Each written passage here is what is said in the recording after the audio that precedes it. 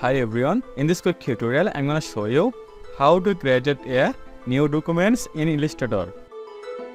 First, open the Illustrator. Then go to the file menu, click on the new and shortcut ctrl N. Here we see recent, save, mobile, web and print and etc. And you can create any custom document. If you needed any size document, here I created a new document, width 1000, height 800, and click on the point. Here we see pixel, point, pieces, inch and etc.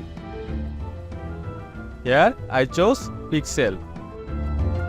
Color mode cmyk. Raster effect high 300 ppi. And created.